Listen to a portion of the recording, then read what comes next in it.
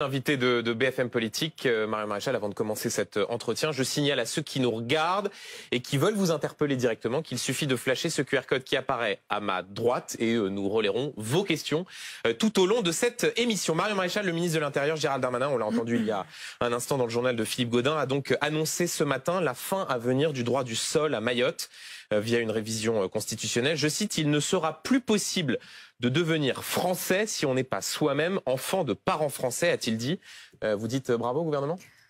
Je dis bravo de enfin de se rendre compte d'une évidence qui devrait être mise sur la table depuis maintenant près de 10 ans, parce que le sujet de Mayotte, il n'est pas nouveau. Ça fait des années que ce département d'outre-mer s'enfonce dans le chaos. Le droit du sol avait déjà été très largement réformé. Il y avait eu une loi en 2018. 6 ans après, on se rend compte qu'en réalité, elle n'a pas du tout eu les résultats escomptés, mais il fallait peut-être en faire le bilan plus en amont, parce que la population est dans une situation de détresse absolue. Moi, la question que je pose, c'est puisque aujourd'hui le ministre de l'Intérieur enfin se rend compte de la nécessité de supprimer le droit du sol à Mayotte, pourquoi il n'étend pas cette suppression à l'ensemble du territoire français? Parce que la réalité, c'est que ce que vit au Mayotte aujourd'hui, c'est ce que vivra la métropole dans 30, 40, 50 ans si nous ne faisons rien. C'est-à-dire, évidemment, là, dans des proportions plus importantes et plus spectaculaires et dans un temps plus réduit. Ça n'a rien à voir. Mais c'est le même, c'est le même phénomène. C'est-à-dire concrètement, c'est quoi? C'est la perte totale de contrôle de l'immigration clandestine et la perte totale de contrôle de l'immigration parce qu'il y a légale.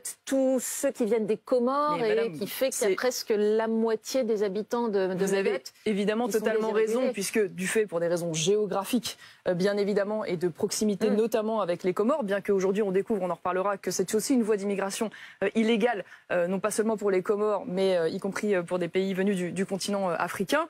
Donc pour des raisons géographiques et pour des raisons de proportion, l'effet est plus rapide et plus spectaculaire. Mais ce que je veux vous dire, c'est que le phénomène est similaire en métropole parce que c'est la question de la perte de contrôle. Et sur l'immigration clandestine, les chiffres parlent d'eux-mêmes, je ne les invente pas. On n'a jamais eu autant de demandeurs d'asile, on n'a jamais eu autant de mineurs isolés, on n'a jamais eu autant de clandestins sur le territoire français, on n'a jamais eu autant d'entrées illégales sur l'ensemble du continent européen, c'est les chiffres de Frontex qu'en 2023, donc il y a une perte de contrôle. Et Marion Maréchal, vous qui ne cessez de considérer que le gouvernement a les yeux fermés sur la question migratoire, là au moins vous dites qu'il y a sinon une prise de conscience, du moins une mesure efficace qui est mise en œuvre avec la fin du droit du sol à Mayotte. J'attends donc qu'elle soit prise, mais je relève quand même derrière cette annonce, évidemment que je soutiens si tant est qu'elle soit mise en œuvre et dont je souhaite même l'extension, je relève quand même une petite arnaque dans les annonces, parce qu'il y a une chose qui n'a pas du tout été relevée, c'est que Gérald Darmanin, qui annonce potentiellement en 2024 une réforme constitutionnelle pour supprimer le droit du sol, en parallèle qui dit qu'ils vont réduire le nombre de visas.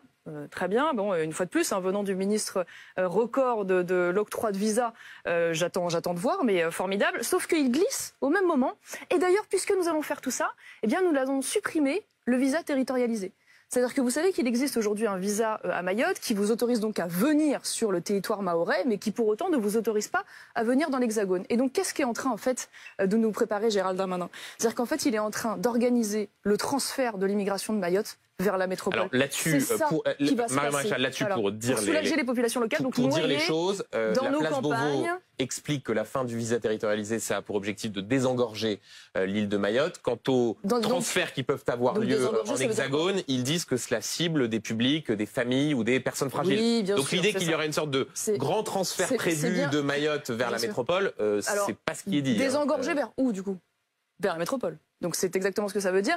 Et par ailleurs, tous les chiffres attestent, une fois de plus, c'est pas les miens, il suffit de regarder même les chiffres de Frontex, l'immense majorité de l'immigration clandestine qui arrive sont des hommes, et pas non plus seulement des familles et des enfants. Donc, je le dis et je le répète, le ministre de l'Intérieur est en train, pour vouloir soulager rapidement les populations locales, de vouloir renvoyer cette immigration vers la métropole et la répartir dans nos campagnes. Justement, Marion Maréchal, vous vous félicitez de la fin annoncée du droit du sol à Mayotte. Mais est-ce que cette mesure, cette annonce choc, est suffisante pour régler les difficultés structurelles à Mayotte, les difficultés sécuritaires, migratoires, mais aussi d'équipement? Alors non, elle n'est pas suffisante parce que, pour une raison simple, il faudrait aussi, selon moi, pour avoir une réponse structurelle et durable à la question de l'immigration, qui est le premier problème, parce que tous les problèmes dont vous parlez à l'instant, c'est-à-dire il y a des sécurité structurelles d'équipement, également sur la pénurie d'eau, par exemple. Problème de sécurité, problème de trafic de drogue, problème de violence entre les gangs, problème de saturation des services publics, problème de manque crucial de place dans les écoles. Tout ça est liée à l'immigration. Donc une grande partie des problèmes des Mahorais, pas seulement évidemment, mais une immense partie est liée à l'immigration. Et donc se pose, mais la même question d'ailleurs qu'en métropole, le sujet central des raisons pour lesquelles ces personnes viennent, c'est-à-dire l'attractivité à la fois sociale, administrative et médicale de l'île, du fait évidemment qu'ils répondent aux mêmes et donc tout cela, le gouvernement y répond en disant fin du droit du sol, en disant même rideau de fer pour éviter qu'il y ait des fin du droit du sol, c'est pas la même chose que de s'attaquer aujourd'hui à toutes les raisons pour lesquelles des migrants légaux ou illégaux viennent sur le territoire parce qu'ils ont accès à un certain nombre de prises en charge, qu'il s'agisse du logement, des aides sociales. Pardon, mais quand on voit les différences de niveau de vie entre les Comores et Mayotte, vous n'empêcherez jamais les Comoriens et Comoriennes de vouloir sauf si vous mettez en place la priorité nationale et donc vous réservez un certain nombre d'accès, qu'il s'agisse de l'école publique, qu'il s'agisse des aides sociales non contributives, par exemple aux personnes de nationalité française et donc aux Mahorais. Simplement pour vous répondre sur le mur de situation illégale, le mur de fer. Oui, mais de fait, aujourd'hui, quand vous êtes dans une situation illégale, vous avez aussi des aides. Je suis désolée de vous dire que vous êtes pris en charge et vous avez évidemment des aides sociales qui vous ont donné pour pouvoir subvenir à vos besoins. Vous êtes pris en charge sur le plan médical. Donc ça veut dire qu'il faut plus soigner ceux qui vos enfants et les enfants sont pris en charge sur le plan scolaire et vous êtes logés. Donc excusez-moi si vous avez évidemment une prise en charge et vous avez même la perspective d'être régularisé puisque le gouvernement n'a envoyé comme signal que le fait demain d'augmenter les régularisations. Donc bon, tout ça pour dire personne ne parle de régularisation quand on parle de ceux qui arrivent. Excusez-moi, mais si en l'occurrence ils arrivent regardez la trajectoire. On nous dit qu'on va désengorger, donc ces personnes vont arriver en métropole. Il est évident que ils ont une perspective de pouvoir être régularisés, puisque c'est de toute façon la volonté du gouvernement pour ceux qui, soi-disant, travaillent dans les métiers en tension. Alors je reviens juste sur ce mur de fer, c'est ça l'expression, rideau de fer, parce que j'ai essayé du coup de comprendre de quoi il s'agissait. Donc quand on rentre un peu dans le détail, le ministre nous annonce qu'il y aura donc des moyens de détection supplémentaires pour permettre donc d'identifier des bateaux qui tenteraient les traverser. Alors, ok, mais que les gens ne se trompent pas, c'est-à-dire qu'il ne s'agit pas d'un blocus pour empêcher les bateaux de passer, parce que qu'est-ce qui se passe dans le droit actuel ? Quand notre police, notre douane, notre armée détectent des bateaux qui arrivent illégalement dans la zone exclusive française, donc dans notre zone maritime pour faire simple, eh bien, ils vont les chercher et ils les accompagnent jusqu'aux côtes françaises. Donc il n'y a pas de retour vers les ports d'origine, puisque pour différentes raisons, à la fois relèvement du droit européen et du droit de la mer, nous avons cette façon de faire. Donc en fait, ça n'est que finalement l'accélération de l'accompagnement de l'immigration clandestine vers les côtes françaises. Donc tout ça pour dire que regardons avec attention cela, parce que je crains que derrière les grandes annonces de com, une fois de plus, la réponse n'est pas au rendez-vous. Marion Maréchal, vendredi s'est éteint Robert Badinter, je cite, une conscience républicaine, une figure du siècle, voilà les mots du président de la République, Robert Badinter, ancien avocat, ministre de la Justice, père de l'abolition de la peine de mort. J'ai regardé attentivement vos réseaux sociaux et je n'ai vu aucune réaction à la mort de Robert Badinter. Vous n'avez rien à dire sur lui ? Oui, je vous confirme, parce que évidemment, alors c'est une figure de la gauche, on peut pas dire le contraire. C'est un homme qui, évidemment, s'est révélé par un certain talent oratoire. Il a eu des grands combats. Il a évidemment aboli la peine de mort. Moi, je ne vais pas vous en dire du mal. Je n'ai jamais défendu la peine de mort. Mais je ne me suis pas sentie... Alors, que les choses soient claires, on est tous des humains, on livre évidemment nos condoléances à sa famille, mais néanmoins, je ne me sens pas sentie obligée de rendre un hommage politique à un homme qui, indépendamment de ce grand combat humaniste qui a été l'abolition de la peine de mort, a été là aussi, dans l'ensemble de ses positions et de son bilan en tant que ministre de la Justice, l'incarnation quand même de cette gauche de la culture de l'excuse, de la fin de la politique répressive, des peines alternatives dans les prisons, qui, lorsqu'il a d'ailleurs contribué à abolir la peine de mort, ne met pas en place de peines alternatives dissuasives. Marion Maréchal, pardon, il y a un débat, vous soulignez les mesures qu'il a pu prendre quand il était garde des Sceaux, mais quand même le Rassemblement National, Marine Le Pen, Jordan Bardella rendent hommage à Robert Badinter, quand on sait son parcours, de père déporté, raflé, combattant de l'abolition, grand avocat, vous dites au fond, comme son bilan ne nous convenait pas, on ne rend pas hommage à ce qu'il était. Est-ce que j'ai le droit de ne pas me retrouver dans son bilan? Est-ce que j'ai le droit de ne pas rendre hommage aux conséquences de la politique qu'il a mis en place? Je suis désolée, moi je considère que c'est un homme également qui a mis fin à un certain nombre de juridictions d'exception, notamment celle qui permettait à l'époque de juger les terroristes, qui était le tribunal, je n'ai plus le nom en tête, mais je vais vous l'avoir ici sur... Bon, bref, je n'ai plus le nom en tête, ça va me revenir, dont on aurait bien eu besoin. Et une fois de plus, il a aboli la peine de mort, mais en face de cela, eh bien, il n'y a pas eu de la peine alternative aussi répressive qui aurait permis de compenser. Donc ça ne mérite pas un hommage. En tout cas, moi, je n'ai pas envie de rendre un hommage politique. Voilà. Après, une fois de plus, on peut respecter l'homme, on peut donner toutes les condoléances à la famille. Chacun est libre, bien sûr, de rendre hommage aux qualités humaines de la personne, à son talent oratoire, à sa pugnacité dans ses combats. Mais je me reconnais pas du tout dans le bilan qui est le sien. Ça a été quand même, y compris un adversaire politique résolu. Pardon, Marion Maréchal, mais il y a les mesures, mais il y a aussi le combat pour la mémoire de la déportation d'une partie de sa famille contre Robert Faurisson, négationniste. Tout ça, vous le mettez de côté en ne retenant que les mesures qu'il a pu prendre quand il était je vous parle de son bilan politique. Ça n'empêche pas du tout sur ce combat-là. Évidemment, il était légitime, nécessaire et admirable. Mais une fois de plus, si la situation pénale et de la politique pénale dans notre pays est là où elle est aujourd'hui, c'est aussi parce que... Non, pas que de sa faute, mais aussi parce que déjà à cette époque, en effet, on avait mis en place cette culture de l'excuse. On a pris des décisions très concrètes qui ont abouti au désarmement de l'État. Et je suis désolée, je n'ai pas envie de rendre un hommage politique à cela. Voilà. Sur la peine de mort, vous disiez à l'instant que vous étiez d'accord avec le combat qu'il a mené pour l'abolition de la peine de mort. Moi, j'ai jamais défendu la peine de mort, y compris quand j'étais au Rassemblement national, et que c'était d'ailleurs la ligne du parti. C'est vrai, en 2012. Divergence, en tout cas, avec Éric Zemmour, qui en 2021 avait pu dire qu'il était philosophiquement favorable à la peine de mort. Peut-être, je ne sais pas. En tout cas, en l'occurrence, ça n'était pas dans son programme présidentiel, la restauration de la peine de mort. Moi, je l'ai rejoint sur ce. Il avait dit qu'il était philosophiquement sur ce programme. En revanche, ce qui est certain, c'est que c'est pour ça que je vous en parle, c'est que au-delà de cette abolition qui m'apparaissait légitime, il y a la nécessité, et ça, elle n'a pas existé, de mettre en place des peines alternatives répressives qui compensent finalement la disparition de cette peine ultime. Or, il a fallu attendre 94 de mémoire pour avoir les peines incompressibles de 30 ans. Et donc, il n'y a toujours pas aujourd'hui dans notre pays de perpétuité réelle. Et donc, il y a des gens aujourd'hui qui sont des dangers pour la société, qui sortent au bout d'un certain nombre d'années de prison, alors qu'ils devraient mourir derrière les barreaux. Et ça, je pense que ça a été une grande erreur que nous payons encore aujourd'hui, y compris vis-à-vis notamment des terroristes, dont on se pose régulièrement la question de savoir qu'est-ce qu'on va en faire à leur sortie. Juste avant une question de Pauline Thévenot, est-ce qu'il n'y a pas une forme de sectarisme là quand une telle personnalité disparaît avec l'émotion des Français, à juste retenir ce qui ne vous convient pas? Pourquoi, Benjamin Duhamel, vous voulez obliger tout le monde à avoir le même discours? Je veux dire, est-ce qu'on a le droit aujourd'hui de dire les différences qu'on a pu avoir, et une fois de plus avec respect? Je veux dire, j'ai pas pris la parole contre Robert Badinter à sa mort pour dire que, si vous voulez que je vous trouve d'ailleurs un certain nombre de qualités, je considère qu'en l'occurrence ces dernières années, il a été plutôt corrigé, lui et sa femme d'ailleurs, sur les questions de laïcité. Rappelons-le, il a fait partie de cette gauche qui a continué de défendre les valeurs laïques à l'école et le refus du port du voile, et le refus d'ailleurs du port du voile dans les sorties scolaires. Il a d'ailleurs pris position il y a quelques années, ça devrait interroger certains de ceux qui leur rendent hommage aujourd'hui.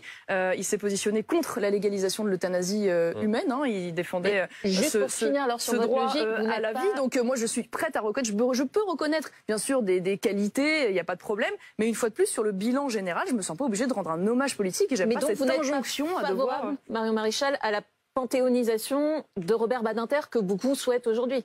À partir du moment où, en effet, je suis en désaccord avec son bilan politique et les choix politiques qui ont été les siens, mécaniquement, je ne vais pas vous dire que je suis pour je ne suis pas pour sa mise au Panthéon, c'est évident.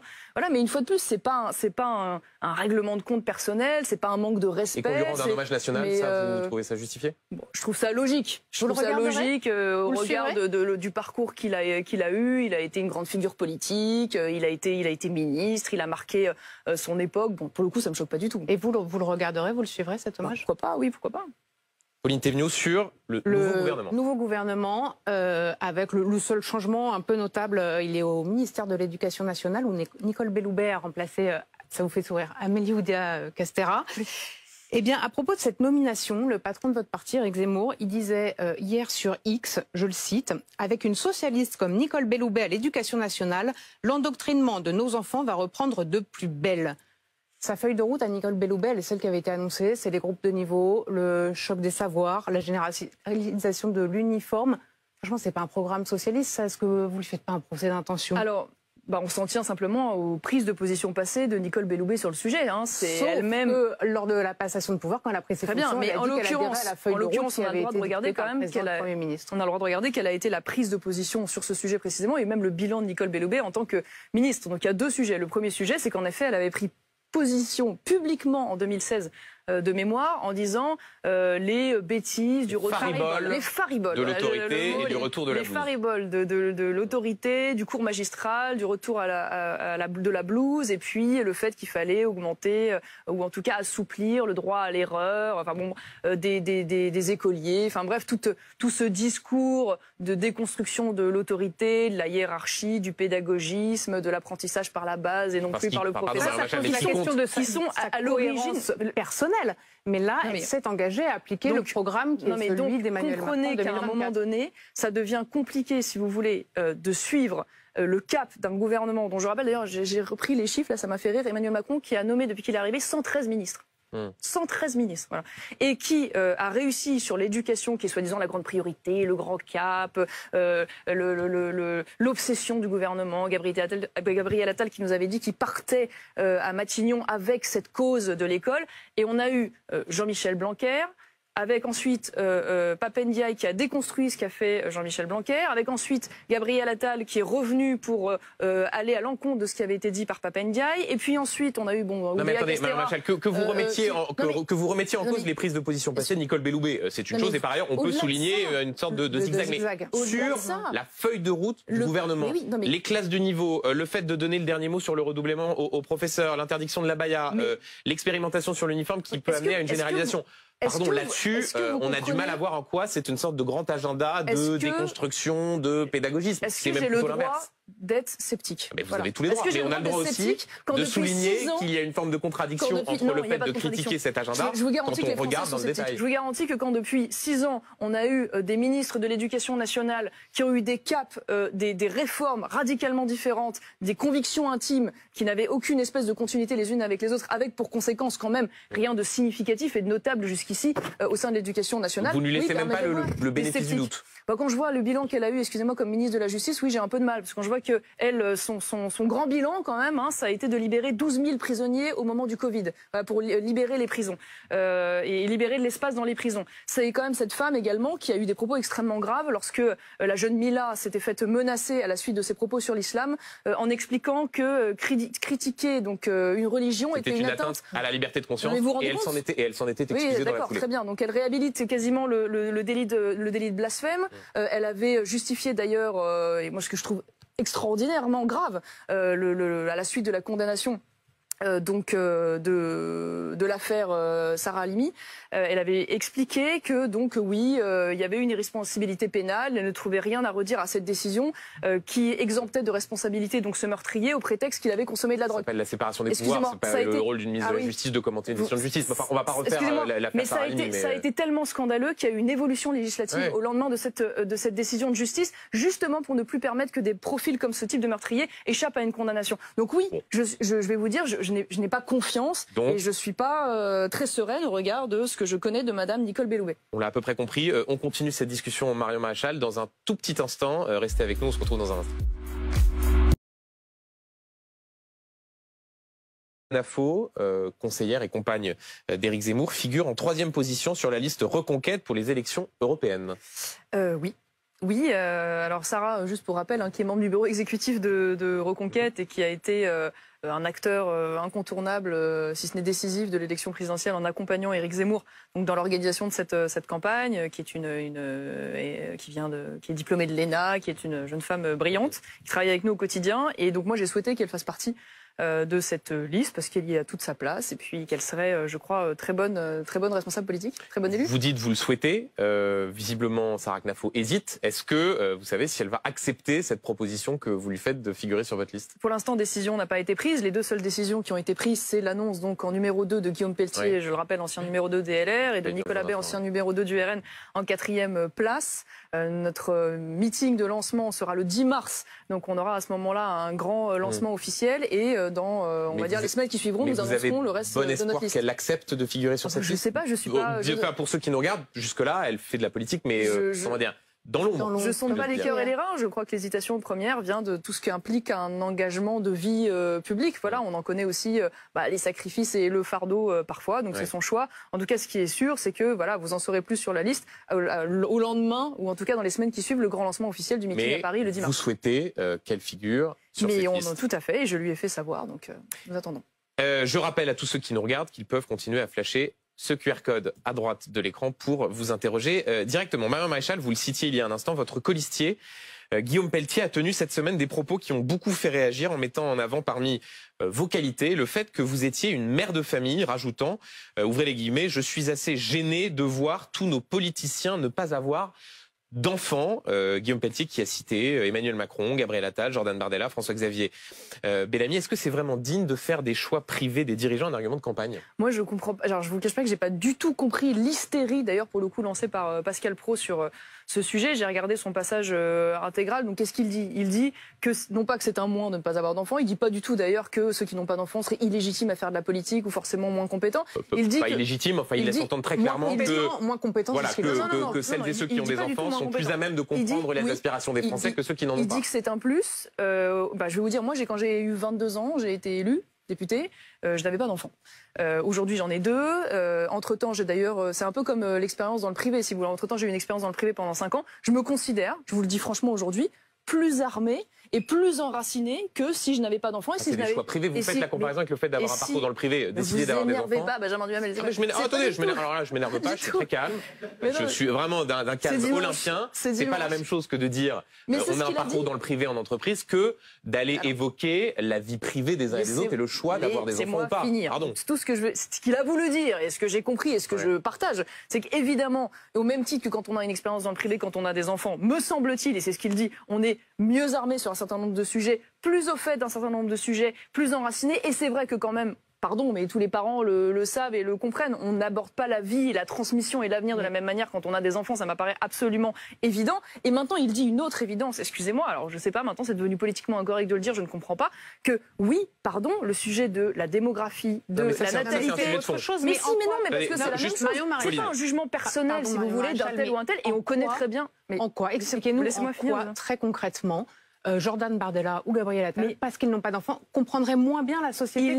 Il n'a pas émis de jugement sur la compétence de ces personnes. Il dit qu'avoir des enfants est un plus. Il dit que c'est pas un moins. En disant que vous serez en revanche, il dit une chose parce que vous êtes mère. Il dit une chose. Il n'y a pas de jugement personnel. Chacun fait ce qu'il veut de sa vie, c'est absolument évident. Et on sait tous par ailleurs que parfois il y a des drames personnels et intimes sur des gens qui voudraient avoir des enfants et qui n'arrivent pas à en avoir. Plus pour ne pas utiliser cet argument. On ne sait pas. Jordan Bardella et Gabriel Attal seraient-ils de moins bons responsables politiques parce qu'ils n'ont pas d'enfants? Il dit qu'avoir des enfants, et pour lui, et comme pour moi, et comme pour d'autres, est un atout supplémentaire parce qu'évidemment, on est plus au fait des problématiques de famille, sur le pouvoir d'achat, sur la difficulté de concilier vie professionnelle à vie personnelle, l'accès aux crèches, la question de la sécurité qui est plus prégnante aussi. Je suis assez gêné de voir tous nos politiciens ne pas avoir d'enfants. Excusez-moi, je suis gêné. Et là où il pose une question de fond, alors je suis désolée, une fois de plus, c'est devenu politiquement incorrect, mais voilà, au-delà des cas des personnes citées, c'est pas le sujet. C'est plus la question du phénomène, qui est des cas individuels, qui n'est pas d'enfants, on ne sait pas les raisons, chacun a ses raisons évidemment. Voilà. Mais par contre, le fait qu'aujourd'hui, au niveau même d'ailleurs européen, c'est pas un sujet français, il y a de plus en plus de responsables politiques qui n'aient pas d'enfants, envoie quand même un signal pour une raison simple, c'est que, je vous le disais à l'instant, on peut faire comme si c'était pas le cas et que ça ne relevait que de choix individuels, mais la question de la démographie, de la politique familiale, de la politique nataliste est un sujet de société. Donc, il donne pas l'exemple, c'est ça? Central. Mais non, mais c'est ça, il faut que les responsables politiques donnent l'exemple. Mais ce que je veux, c'est que c'est un sujet central et c'est un sujet essentiel. Et je suis désolée, si aujourd'hui on parle du fait, il y a eu beaucoup, vous-même vous en avez parlé énormément, le fait qu'aujourd'hui il n'y a jamais eu aussi peu d'enfants qui naissent dans notre pays depuis la Seconde Guerre mondiale et qu'on dit que c'est un drame pour le financement des retraites, que du coup c'est un drame également pour le développement économique, bien sûr qu'on ne peut pas dire que ce n'est pas un sujet politique. Maintenant, il ne s'agit pas d'attaquer les uns et les autres. Il y a un sujet sur la démographie, mais pardon. C'est un raisonnement général. C'est un raisonnement général. Il ne s'agit pas d'attaquer un tel ou un tel ou de juger un tel ou un tel. On se dit, Marion Maréchal, que si dans cette campagne, le seul argument que vous avez pour discréditer vos adversaires, c'est de dire qu'ils n'ont pas d'enfants, franchement, c'est que vous êtes assez mal parti. Je vous arrête tout de suite. Déjà, c'est extrêmement malhonnête d'expliquer quand même que c'est notre argument de campagne et que lui qui n'a voulu... Écoutez Guillaume Pelletier, on lui demande quelles sont vos qualités et quelle est votre valeur ajoutée. Il dit, c'est une femme courageuse, il y a Éric Zemmour et elle a des enfants. Alors déjà vous caricaturez, excusez-moi, parce que je doute quand même pour travailler avec Guillaume Pelletier au quotidien qu'il arrête, enfin en tout cas je l'espère, mes qualités au fait d'être maman, pas du tout. Écoutez, c'est lui qui le dit. Il a fait un raisonnement en expliquant que c'était évidemment un atout, mais il le précise, il dit mais évidemment quand on n'a pas d'enfants c'est pas un moins, il y a des très bons gouvernants qui peuvent ne pas avoir d'enfants et c'est pas ça le critère. Mais je suis désolée de vous le dire. moi, mon regard a changé, ma façon de faire la politique, et même à certains égards, ma légitimité vis-à-vis des problématiques des parents n'est pas la même à partir du moment où j'ai eu des enfants, alors que je n'en avais pas quand j'étais élue à 22 ans. Je ne vois pas en quoi c'est un délire et un scandale de dire ça. Non, mais si on va un peu plus loin, quand on relit encore une fois ses propos, quand il dit « je suis assez gêné de voir tous nos politiciens ne pas avoir d'enfants », est-ce que le sous-entendu, ça n'est pas un éloge de la famille traditionnelle et donc du couple hétérosexuel? Excusez-moi, en quoi c'est pas bien de dire qu'on veut des enfants dans une société, que des hommes et des femmes aient des enfants? Enfin, on peut aussi dire que c'est un modèle positif pour la société. Homosexuelles on a besoin. Mais là, attendez, excusez-moi, mais là vous partez dans tous les sens. Il n'a jamais parlé d'homosexualité ou pas homosexualité ou hétérosexualité ou pas hétérosexualité. Il n'y a aucun sous-entendu dans le propos de Guillaume Pelletier sur une sorte de famille traditionnelle érigée en modèle. C'est de la même façon quand vous parlez de tendance qui ont voulu sous-entendre qu'il y avait, excusez-moi, des critiques homophobes dans ses propos sont d'une malhonnêteté intellectuelle hallucinante. À aucun moment il n'est fait allusion de près ou de loin à ce sujet. C'est une question générale, voilà, de dire aujourd'hui il y a besoin d'enfants dans la société. C'est un sujet éminemment politique. Toute la journée, on parle de savoir comment on va mettre en place des politiques natalistes, des politiques familiales pour que les Français fassent des enfants et aient envie de faire des enfants. Donc vous remettez en avant cet argument. Si je suis une bonne candidate, c'est aussi parce que je suis une mère de famille. Je dis pas ça. Écoutez, moi, franchement, vous me connaissez pour le coup, je pense un tout petit peu. Moi, la raison pour laquelle aujourd'hui je suis revenue en politique, c'est que j'ai des enfants, mais pour moi, c'est pas un argument électoral, c'est mon moteur. Je vais vous le dire, franchement, je serais pas devant vous aujourd'hui si j'en avais pas. Et je dis juste que entre la jeune femme que j'étais à 22 ans sans enfants et la jeune femme que je suis aujourd'hui à 34 ans avec des enfants, je fais pas de la politique de la même manière. Je suis désolée, voilà, c'est pas scandaleux de le dire. Regardez un peu les archives. Sur LCI, en 2019, vous disiez, je cite vos mots, Guillaume Pelletier, c'est le néant de la pensée politique. Ah, mais vous ressortez ça oui, c'est pas si vieux. 2019, non, mais vous êtes non, mais c'est pas ça, c'est que je m'en suis expliqué 850 fois pendant l'élection présidentielle. Vous avez vraiment rien à dire, sauf que là, c'est justement ce qui a été reproché à Guillaume Pelletier, de n'avoir rien à dire. Et même par des gens qui pourraient vous être pas si éloignés politiquement, de dire que cet argument, c'était justement le néant de la pensée politique. Parce que, en l'occurrence, ça me surprend que vous ressortiez ça, parce que, évidemment, dans l'élection présidentielle, on m'avait dit ça. Puisque non, mais je réponds. Oui, mais Pauline termine sa question. Cet argument, le néant de la pensée politique, c'est justement ce qui a été reproché à Guillaume Pelletier, y compris par des gens idéologiquement proches, avec cet argument sur les enfants. Donc vous aviez raison avant tout le monde ou vous avez changé d'avis? Déjà, première chose, en ce qui concerne mes propos sur Guillaume Pelletier, il est évident qu'à l'époque où j'étais en concurrence politique avec lui, j'ai eu des mots qui n'étaient pas tendres pour lui, il a eu des mots qui n'étaient pas tendres pour moi. Bon, ça c'est l'exercice politique, on n'en est pas toujours d'ailleurs extrêmement malin, extrêmement fin, extrêmement fier.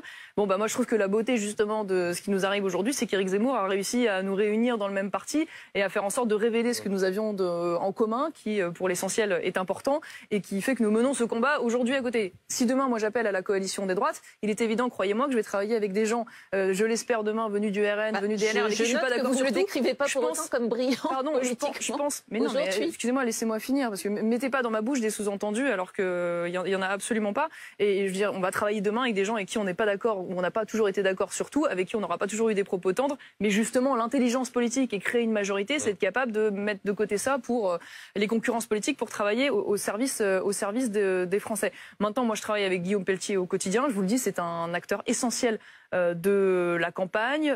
Il a ce parcours d'ancien LR avec cette sensibilité qui lui est propre. Donc je pense qu'il est absolument incontournable. Et je suis désolée de vous le dire, on ne se mettra pas d'accord autour de cette table. Donc je ne vois pas ce qu'il y a de scandaleux à dire qu'aujourd'hui la question de la natalité, de la démographie... Donc cet argument ne vous a pas choqué. Et je vais vous dire, je conclue juste là-dessus parce que j'ai l'impression qu'il y a une petite différence parfois de perception entre les indignations de plateau et la réalité, puisque pour le coup c'est CNews qui a lancé cette polémique, parce que c'est Pascal Praud qui l'a lancé. Cette polémique. Disons que cette polémique... Guillaume Pelletier fait une interview sur CNews et Europe 1 et dans la foulée, donc, le présentateur Pascal Praud en parle et puis donc voilà de manière extrêmement violente et tout. Et CNews a eu pour le coup l'honnêteté, on va dire, dans la foulée de ce débat, de faire un sondage. Il y a eu un sondage en disant voilà, est-ce que pour vous le fait que les politiques aient des enfants est un plus? Et oups, caramba, encore raté. La majorité disent que oui évidemment.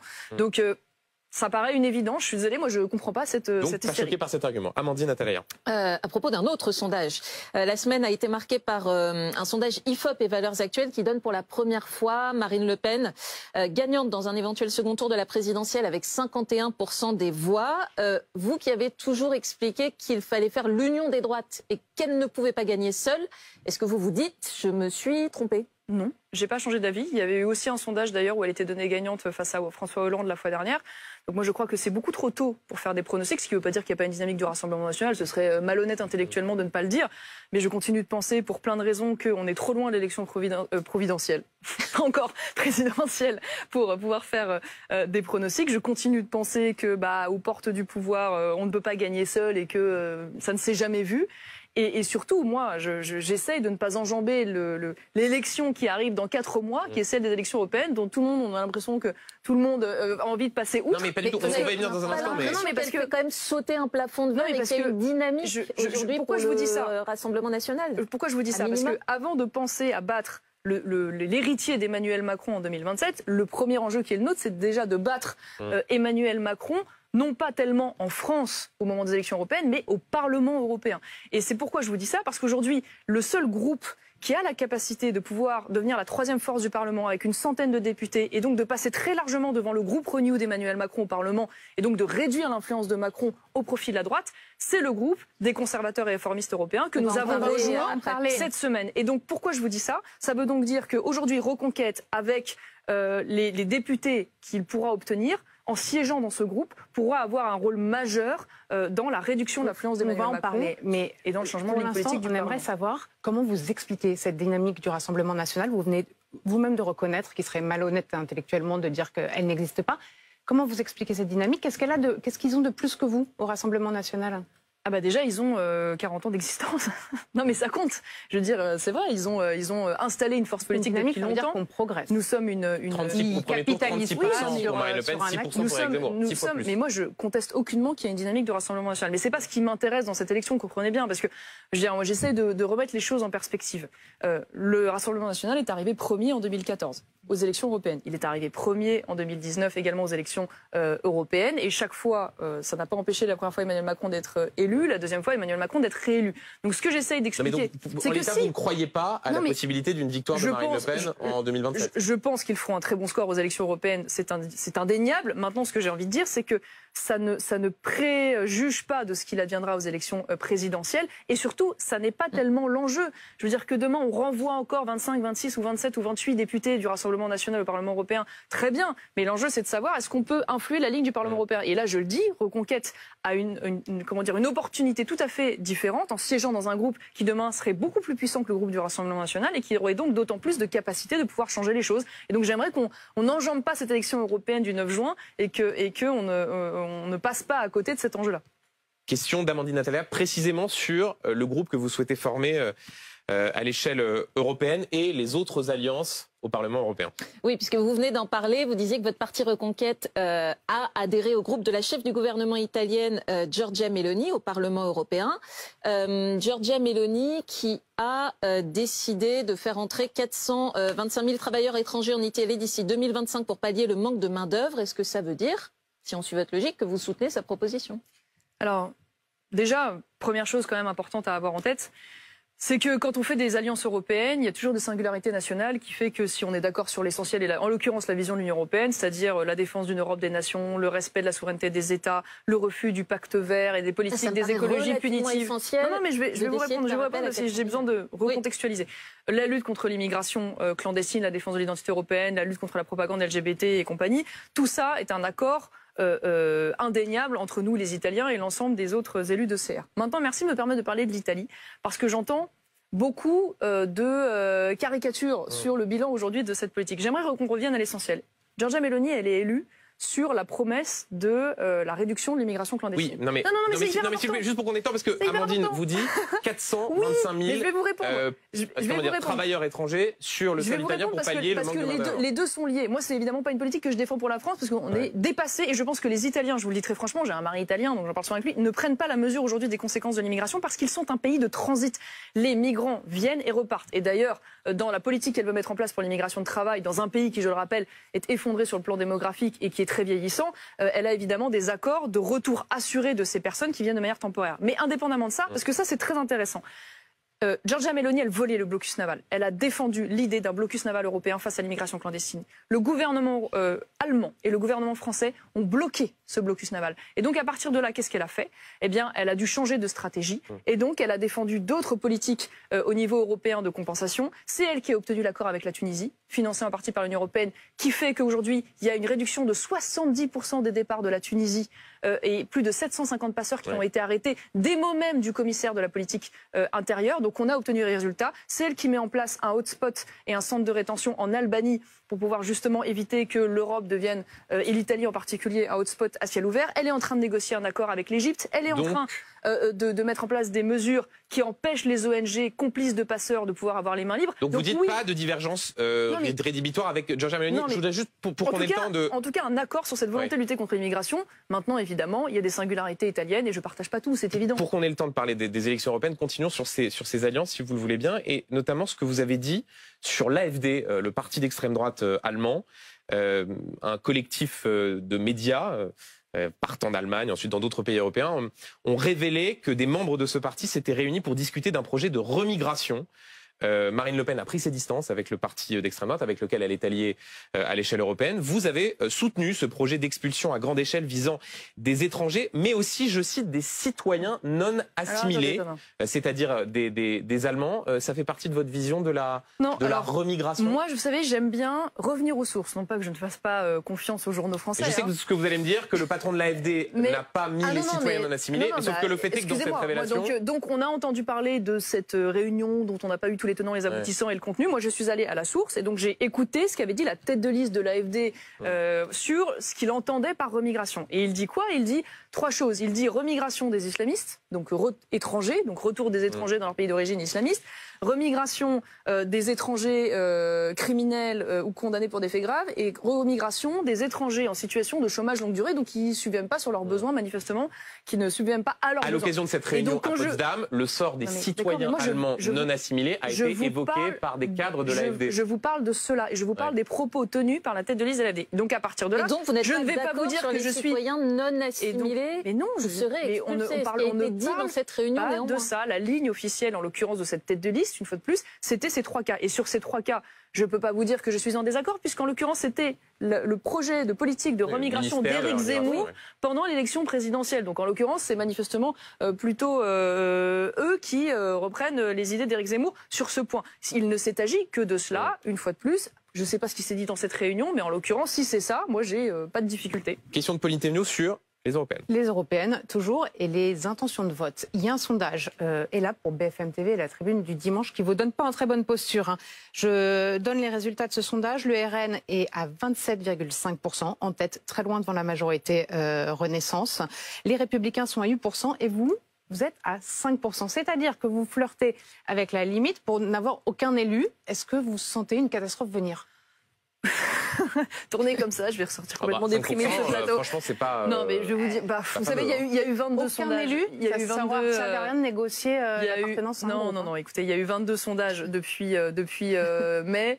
Sur ces 22 sondages, on oscille entre 5 et 8 parce que, vous savez, il y a 3 jours, il y a eu aussi un sondage YouGov pour un autre média dans lequel on est à 8 et les LR sont à 6. Donc, en tout cas, tout ce que je peux vous dire, c'est que l'intégralité des sondages jusqu'ici nous donne des élus. Voilà, il faut faire 5% pour avoir 5 élus. Ensuite, un point égale un député européen. Mais quand même, moi, c'est déjà mon objectif prioritaire. Alors évidemment, il faut que ces élus soient le plus nombreux possible, mais je veux envoyer une délégation reconquête. Pourquoi il n'y a pas de dynamique? Vous faites des interviews, vous faites campagne. C'est pas vrai. Quand on regarde les sondages, alors il y a le vôtre qui est le plus pessimiste, mais il y en a d'autres qui sont pas moins sérieux, fait par d'autres médias, dans lequel indéniablement depuis septembre, on a progressé d'un point à un point et demi. Non, mais il y a toujours à changer, il y a toujours à s'améliorer, mais il reste 4 mois de campagne. Laissez-moi le temps. En tout cas, ce qui est sûr, c'est que ces dynamiques, contrairement à ce que vous dites, elles existent. Maintenant, à nous, en effet, de faire davantage connaître notre singularité auprès des Français. Il n'est pas temps de rallier Jordan Bardella pour accélérer leur dynamique? Pourquoi voulez-vous aujourd'hui C'est marrant, vous savez, le Front National aussi a commencé à 3 ou 4 ou 5%. Et à l'époque, ils ne se sont pas posé la question de leur existence parce qu'ils avaient une ligne qui leur était propre, ils l'ont défendue, ils ont progressé et aujourd'hui ils sont là où ils sont. C'est vrai pour Giorgia Meloni aussi à l'époque. Je veux dire, laisser le temps à une offre politique de pouvoir s'installer. Je n'ai pas envie de rejoindre pour l'instant Jordan Bardella pour une raison simple. Pour l'instant. Non mais pour l'instant, parce que je défends l'idée de la coalition, c'est pas une surprise que je veux travailler avec eux. Mais je ne veux pas que Reconquête disparaisse parce que l'offre politique de Reconquête n'est défendue parce que si vous arrivez derrière les Républicains, Reconquête disparaît. Mais on n'a pas le même programme économique que le Rassemblement national. On n'a pas le même programme, notamment sur les sujets de société. On n'a pas tout à fait la même vision de l'identité. Marine Le Pen, elle dit que le choc des civilisations avec l'islam n'existe pas en France. Nous, on pense l'inverse. Donc on va pas. Il y a beaucoup de Français qui se reconnaissent là-dedans, qui ont envie d'être défendus et représentés. Marion Maréchal, pour terminer, une question d'une téléspectatrice. Voilà ce que Flora vous demande. Judith Godrèche a porté plainte pour viol contre les réalisateurs Benoît Jacot et Jacques Doyon. Est-ce que vous applaudissez cette libération de la parole ? Ah bah évidemment que c'est une bonne chose quand les femmes osent aller porter plainte lorsqu'elles ont été victimes d'agression ou de harcèlement. Maintenant, moi, c'est la seule chose que je demande en parallèle de cela. Et c'est une bonne chose évidemment qu'aujourd'hui ces sujets de société soient pris en compte, y compris par la police, et qu'elle soit formée à dessein pour cela. La seule chose que je demande, c'est le respect de la présomption de légitime défense. Parce qu'on a pu voir par le passé la présomption d'innocence. Il reste 4 mois de campagne, ça va être très long. La présomption d'innocence. Pourquoi je vous dis ça? Parce que dans le phénomène MeToo, on a pu voir parfois des hommes cloués au pilori. Mais là, vous avez l'impression que c'est le cas? Non, non, je ne sais pas, je connais pas bien cette affaire d'ailleurs, je l'ai pas regardée. Parce que là, ce qui est décrit notamment par Judith Godrèche, c'est une relation sous emprise avec Benoît Jacot qui avait plus de 40 ans, elle avait 14 ans. Donc là, à la rigueur, il y a la question du droit et des plaintes. J'ai aucun jugement de fond, je connais pas l'affaire et je vous cache pas que je m'y suis pas intéressée de près, donc je sais pas, j'ai pas d'avis, puis je suis pas juge de toute façon, donc voilà. Tout ce que je dis, ça vaut pour cette affaire, mais comme pour toutes les autres, attention, voilà, à simplement pas clouer au pilori des hommes qui, et c'est déjà arrivé par le passé, peuvent tout perdre, y compris sur le plan social, professionnel, mais là, familial. Vous avez le sentiment que c'est le cas de Benoît Jacot je sais pas, j'en sais rien, j'ai pas regardé, je sais pas. Mais tout ce que je peux vous dire, en tout cas, c'est que voilà, le pendant de la libération de la parole et du fait que les femmes aujourd'hui osent en effet aller dénoncer des actes qui sont inacceptables, parce que si je dois le préciser, pas de doute, harcèlement, viol, agression sexuelle, tout ça est absolument entre une jeune fille de 14 ans et quelqu'un qui a plus de 40 ans. Et en plus, il y a évidemment ce qui relève de la pédophilie, ou en tout cas si apparentant, c'est d'autant plus inexcusable, il n'y a pas de sujet. Mais voilà, attention, il y a le respect de la présomption d'innocence et non pas de légitime défense. Merci beaucoup Marion Maréchal d'avoir été l'invitée de BFM Politique. Merci Amandine Atalaya. Merci Pauline Thévenot. Vous retrouvez tout de suite affaire suivante. Philippe Gaudin, Dominique Rizet. Quant à moi, je vous retrouve ce soir 18h. C'est pas tous les jours dimanche. Mon invité, le garde des Sceaux, ministre de la Justice, Éric Dupond-Moretti. L'info continue. Belle journée et vive la politique.